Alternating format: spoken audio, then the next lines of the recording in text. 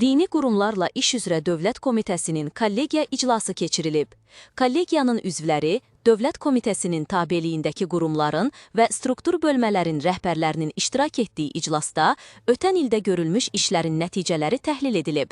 2026-cı ildə qarşıda duran vəzifələr müzakirə edilib. Komitədən musavat.com-a verilən məlumata görə, kollegiya iclasında yas mərasimlərində israfçılığın aradan qaldırılması üçün cəmiyyətdə ümumi konsensusun əldə olunmasının zəruriliyinə toxunulub. Qeyd edilib ki, Dövlət Komitəsi dəbdəbəli yas mərasimlərinin keçirilməsinin qarşısının alınması istiqamətində irəli sürülən ictimai təşəbbüsləri müsbət qiymətləndirir və bu cür təşəbbüslərə dəstək verməyə davam edəcəkdir. Komitə tərəfindən hazırlanmış normativ hüquqi akt layihələri və qanunvericilik təşəbbüsləri, eləcə də gündəlikdə olan başqa məsələlər barədə məruzələr dinlənilib.